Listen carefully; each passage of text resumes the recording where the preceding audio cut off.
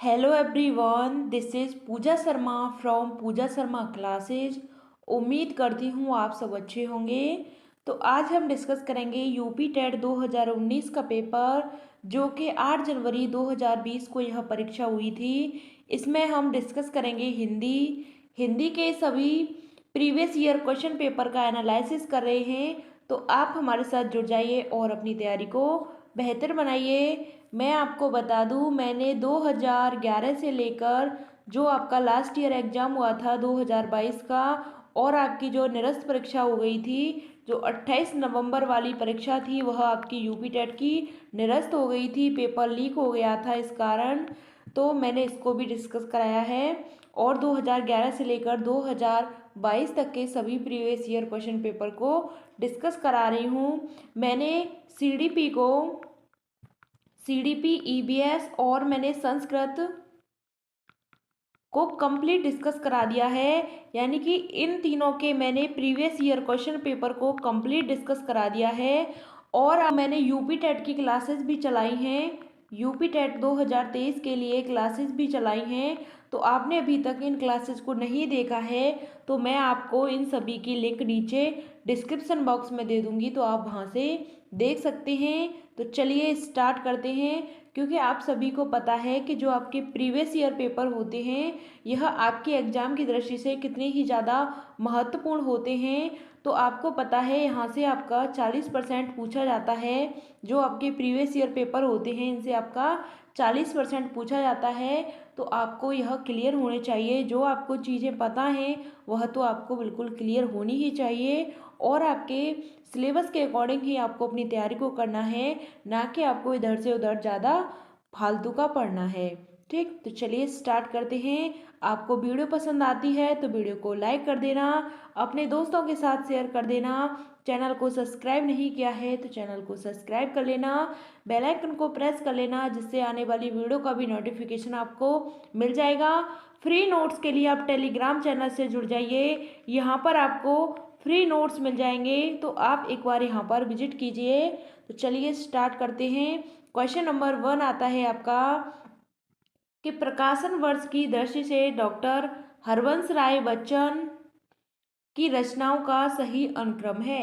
हरवंश राय बच्चन की रचनाओं का आपको सही क्रम बताना है। तो इनका सही क्रम है मधुकलश, मधुबाला, मधुशाला, निशा निमंत्रण, मधुशाला, मधुबाला, मधुकलश या निशा निमंत्रण, निशा निमंत्रण, मधुबाला, मधुकलश, मधुशाला, या फिर मधुबाला, मधुशाला, निशा निमंत्रण या मधुकलश। तो इनका आपको जो रचना है, इनके प्रकाशन की वर्ष है, इनका सही क्रम बताना है। तो इसका राइट आंसर हो जाता है ऑप्शन नंबर 2, मधुशाला, मधुबाला, मधुकलश और निशा निमंत्रण। तो चलिए समझते हैं इसका प्रकाशन वर्ष क्या है। 1935 में यह प्रकाशित हुई थी जो मधुशाला है। मधुबाला की बात करते हैं तो 1936 में, मधुकलश की बात करते हैं तो 1937 में यह प्रकाशित हुई थी, और निशा निमंत्रण की बात करते हैं तो 1938 में यह प्रकाशित हुई थी। यह इनके प्रकाशन की वर्ष है। यही इनका सही क्रम है कि मधुशाला, मधुबाला, मधुकलश और निशा निमंत्रण। मधुशाला 1935, मधुबाला 1936, मधुकलश 1937 और निशा निमंत्रण यह 1938। यहाँ तक बात क्लियर। क्वेश्चन नंबर 2 आता है आपका कि सुमेल कीजिए। आपको यहाँ पे सुमेल करवाने के लिए दिया गया था क्वेश्चन, मैंने यहाँ पर आपको सुमेल कर दिया है। तो चलिए समझते हैं। इस तरीके से आपको सुमेल करना था। तो हिंदी साहित्य सम्मेलन की स्थापना के विषय में पूछा था तो 1910 में हुआ था। काशी नागरी प्रचारणी सभा की बात करते हैं तो 1893 में हुई थी। और राष्ट्रभाषा प्रचार समिति वर्धा की बात करते हैं तो 1918 में यह हुई थी। इस तरीके से आपको सुमेल करना था, इन तीनों को मिलाना था। आपको यहाँ पे ये तीनों दे दिए हैं और इनको ऊपर नीचे कर दिया था। इस तरीके से आपके सुमेल कराने के लिए दिए गए थे। क्वेश्चन नंबर 3 आता है आपका कि तुलसीदास के रचनाकार हैं। तुलसीदास के रचनाकार बताने हैं। महादेवी वर्मा हैं, केशव दास हैं, सूर्यकांत त्रिपाठी निराला हैं या डॉक्टर रामविलास शर्मा हैं। तो जो तुलसीदास हैं, इनके रचनाकार कौन हो जाते हैं? ऑप्शन नंबर 3 इनका सही आंसर है सूर्यकांत त्रिपाठी निराला। क्वेश्चन नंबर आपका नेक्स्ट आता है कि अन्या से अनन्या तक की आत्मकथा किसकी है। अन्या से अनन्या तक की आत्मकथा बतानी है तो मन्नू भंडारी की है, प्रभा खेतान की है, उषा प्रियबंदा की है या महादेवी वर्मा की है। तो अन्या से अनन्या की जो आत्मकथा है यह किसकी कथा है, तो इसका राइट आंसर हो जाता है प्रभा खेतान की। ऑप्शन नंबर 2 इसका सही आंसर हो जाता है प्रभा खेतान की अन्या से अनन्या आत्मकथा है। इसकी जो प्रकाशन वर्ष है, प्रकाशन वर्ष की बात करते हैं, प्रकाशन वर्ष की बात करते हैं तो 2007 है। 2007 इसकी क्या है, प्रकाशन वर्ष है। क्वेश्चन नंबर आपका 5 आता है कि प्रभु जी तुम चंदन हम पानी यह किसका वाक्य है। प्रभु जी तुम चंदन हम पानी यह किसका वाक्य है, कबीर का है, दादू का है, नानक का है या फिर रैदास का है। तो प्रभु जी तुम चंदन हम पानी यह रैदास का है। किसका वाक्य है, यह रैदास का वाक्य है। क्वेश्चन नंबर आपका 6 आता है कि निम्न में से कौन सा शब्द तद्भव है। निम्न में से कौन सा शब्द तद्भव है, तो त्रिकुटी है, खेत है, प्रभुनाथ है या फिर नाथ है। तद्भव का मतलब हो जाता है जिनका हिंदी में रूपांतरण हो जाता है। क्या हो जाता है, इनका हिंदी में रूपांतरण हो जाता है, वही आपके क्या हो जाते हैं, तद्भव हो जाते हैं। जो संस्कृत से हिंदी में रूपांतरण होने के बाद में यह क्या हो जाते हैं, आपके तद्भव हो जाते हैं। तो आपको बताना है कि इसमें तद्भव कौन सा है, तो इसका सही आंसर हो जाता है ऑप्शन नंबर 2, क्योंकि खेत आपका क्या हो गया, यह आपका तद्भव हो जाता है। अगर यहाँ पर आपको क्षेत्र दे दिया जाता तो यह आपका क्या हो जाता, तत्सम हो जाता। क्या हो जाता, यह आपका तत्सम हो जाता, लेकिन खेत पूछा है तो तद्भव में आपका ऑप्शन नंबर 2 इसका सही आंसर है। क्वेश्चन नंबर 7 आता है कि निम्नलिखित में से कौन सा शब्द, इसमें आपको बताना है कि कौन सा शब्द देशज है। देशज शब्द बताना है तो कौन सा देशज शब्द है, धड़ाम है, लाश है, औरत है या फिर पतलून है। जो आपका देशज शब्द है तो इसका राइट आंसर हो जाता है ऑप्शन नंबर 1, धड़ाम क्या हो जाता है, आपका देशज शब्द हो जाता है। क्वेश्चन नंबर आपका 8 आता है कि छछूंदर के सिर पर चमेली का तेल का अर्थ हो जाता है कि अयोग्य व्यक्ति को अच्छी चीज़ें देना या फिर मिथ्या आडंबर, या फिर मिथ्या आडंबर, या फिर अधिक पाने की लालच करना, या योग्य व्यक्ति को अच्छी चीज़ें देना। तो आपको इसमें बताना है कि छछूंदर के सिर पर चमेली का तेल, इसका अर्थ हो जाता है ऑप्शन नंबर 1 कि अयोग्य व्यक्ति को अच्छी चीज़ देना। अयोग्य व्यक्ति को अच्छी चीज़ देना, यही आपका राइट आंसर हो जाता है। क्वेश्चन नंबर आपका 9 आता है कि ऋग्वेद का संधि विच्छेद क्या है। ऋग्वेद का आपको संधि विच्छेद बताना है कि इसका संधि विच्छेद क्या है। रे धन वेद है, ऋग धन वेद है, रे धन गवेद है या ऋग धन वेद है। तो जो ऋग्वेद है इसका संधि विच्छेद क्या हो जाता है, तो इसका सही आंसर हो जाता है ऑप्शन नंबर 2, ऋग धन वेद आपका क्या हो जाता है, संधि विच्छेद हो जाता है। क्वेश्चन नंबर आपका 10 आता है कि आप बीती शब्द में समास है। आप बीती शब्द में आपको समास बताना है तो कर्मधारय समास हो जाता है, द्वंद्व समास होता है, द्विग समास होता है या फिर तत्पुरुष समास होता है। जो आप बीती है इसमें आपको समास बताना है तो इसमें आपका तत्पुरुष समास हो जाता है। ऑप्शन नंबर 4 इसका सही आंसर है कि आप बीती में क्या हो जाता है, तत्पुरुष समास हो जाता है। क्वेश्चन नंबर आपका 11 आता है कि घोंसले में चिड़िया है।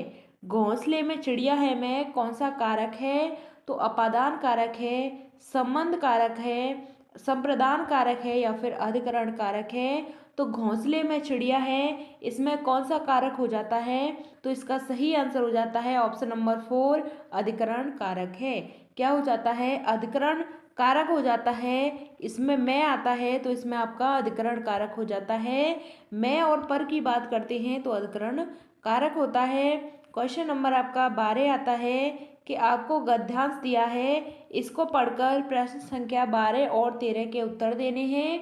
तो गद्यांश है आपका गांधीवाद में राजनीतिक और आध्यात्मिक तत्वों का समन्वय मिलता है। यही इस वाद की विशेषता है कि आज संसार में जितने भी वाद प्रचलित हैं वह प्राय राजनीतिक क्षेत्र में सीमित हो चुके हैं। आत्मा से उनका संबंध विच्छेद होकर केवल ब्रह्मा संसार में उनका प्रसार रह गया है। मन की निर्मलता और ईश्वर की निष्ठा से आत्मा को शुद्ध करना गांधीवाद की प्रथम आवश्यकता है। ऐसा करने से निस्वार्थ बुद्धि का विनाश होता है और मनुष्य सच्चे अर्थों में जन सेवा के लिए तत्पर हो जाता है। गांधीवाद के सांप्रदायिकता के लिए कोई स्थान नहीं है। इसी समस्या को हल करने के लिए गांधी जी ने अपने जीवन का बलिदान कर दिया है। तो गांधीवाद की बात करते हैं, इसमें राजनीतिक और गांधीवाद से यहाँ से आपका यह क्वेश्चंस बनते हैं। तो गद्यांश से चलिए क्वेश्चंस की तरफ चलते हैं, क्योंकि आपको इतना बड़ा गद्यांश दे रखा है तो आपको इसको पढ़ना नहीं है, सबसे पहले आपको क्वेश्चन की तरफ आना है। तो चलिए क्वेश्चन नंबर आपका 12 आता है कि उपयुक्त गद्यांश के आधार पर बताइए कि संसार के सारे वाद सीमित हैं। आपको इसमें बताना है कि इस गद्यांश के अनुसार के संसार के सारे वाद किस में सीमित हैं। तो राजनीतिक क्षेत्र तक हैं या सांप्रदायिकता तक हैं या आत्मा तक हैं या फिर धर्म तक हैं। जो आपके गद्यांश में दे रखा है कि संसार के सारे वाद सीमित हैं, तो चलिए कहाँ तक सीमित हैं संसार के सारे वाद। तो इसका सही आंसर हो जाता है, यहाँ पर देखना है कि राजनीतिक और आध्यात्मिक धर्मों की बात होती है और कहाँ पर सीमित हैं इनके सारे वाद हैं। यह आपका राइट आंसर हो जाता है। राजनीतिक की बात करते हैं तो यहाँ पर राजनीतिक आ जाता है। देखो यहाँ पे दे रखा है कि जितने भी वाद प्रचलित हैं वह प्राय राजनीतिक क्षेत्र में सीमित हो चुके हैं। किस में सीमित हो चुके हैं? तो राजनीतिक क्षेत्र में सीमित हो चुके हैं। तो इसका आंसर हो जाता है आपका क्वेश्चन नंबर 12 का आंसर हो जाता है ऑप्शन नंबर 1 कि सारे वाद कहाँ पर तक सीमित हो चुके हैं। तो यह राजनीतिक क्षेत्र तक सीमित हो चुके हैं। क्वेश्चन नंबर आपका 13 आता है कि गद्यांश के अनुसार बताना है आपको कि गांधीवाद का आधार किसे बताया गया है। गांधीवाद का आधार किसे बताया गया है?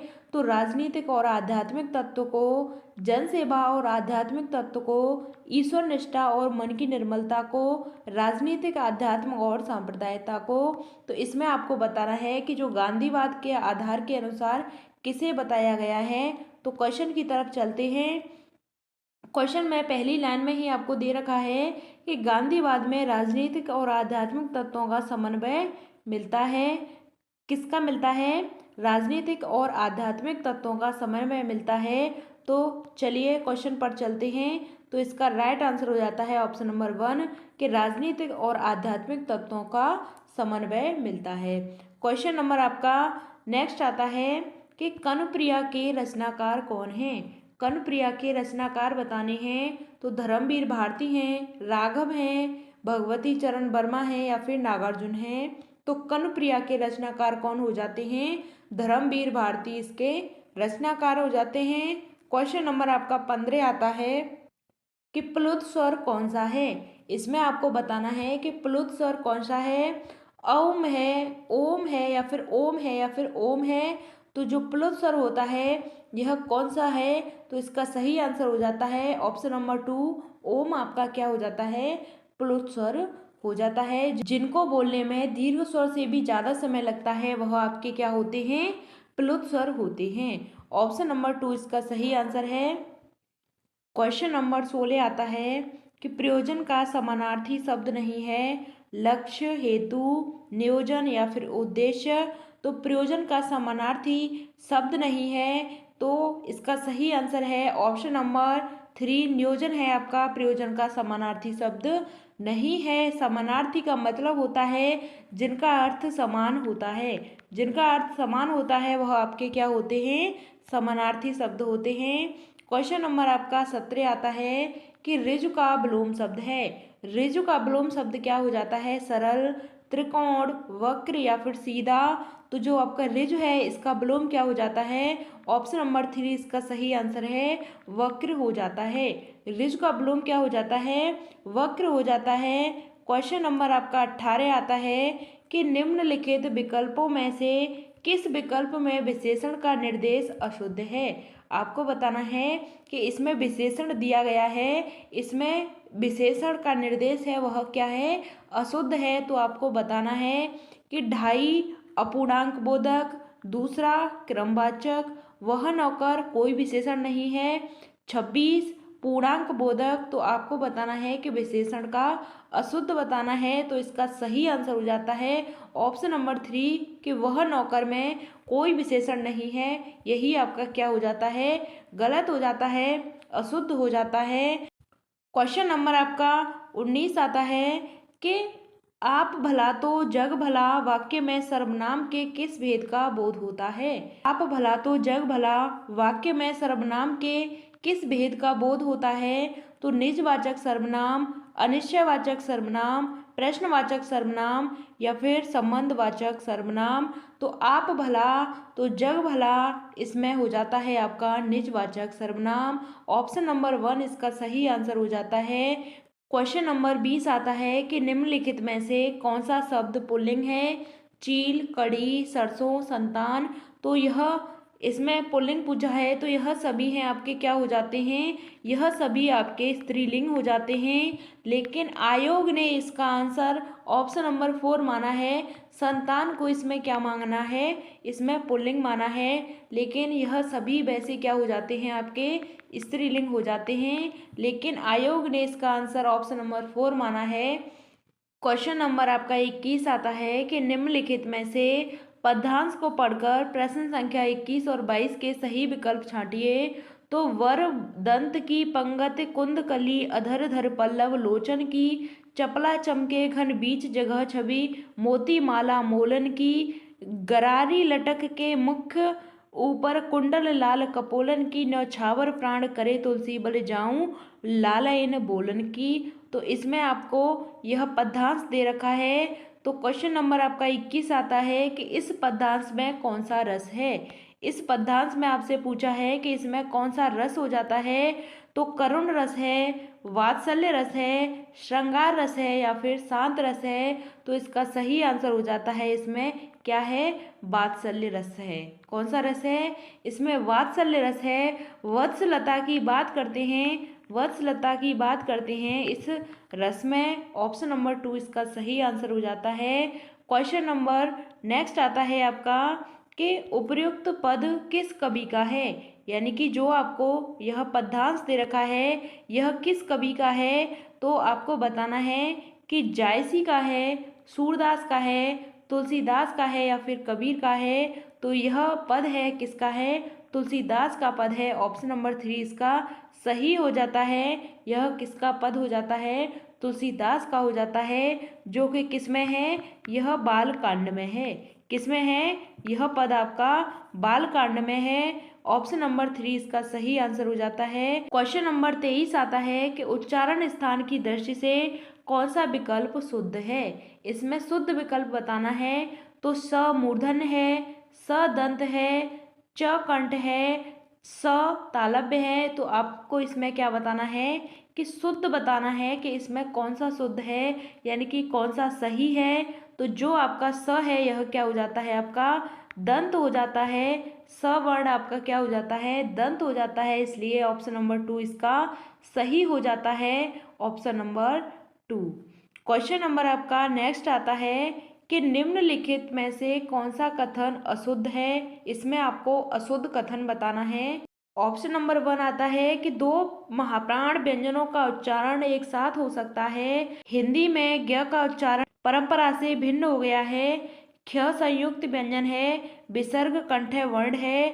तो आपको इसमें बताना है कि अशुद्ध कौन सा है। तो इसका सही आंसर हो जाता है ऑप्शन नंबर 1 कि दो महाप्राण व्यंजनों का उच्चारण एक साथ हो सकता है। दो महाप्राण व्यंजनों का उच्चारण एक साथ हो सकता है। तो यह नहीं हो सकता, इसलिए क्या हो जाता है, ऑप्शन नंबर 1 इसका सही है। यही आपका क्या पूछा है, अशुद्ध पूछा है। इसलिए यह आपका सही हो जाता है कि दो महाप्राण व्यंजन होते हैं, इनका उच्चारण एक साथ नहीं हो सकता है। क्वेश्चन नंबर आपका 25 आता है कि मेरे लड़के ने मेरी आज्ञा का पालन नहीं किया। वाक्य में लड़के के विषय में कौन सा विकल्प अशुद्ध है। मेरे लड़के ने मेरी आज्ञा का पालन नहीं किया। वाक्य में लड़के के विषय में कौन सा विकल्प अशुद्ध है? तो पुल्लिंग है, कर्ता है, बहुवचन है या फिर एक वचन है।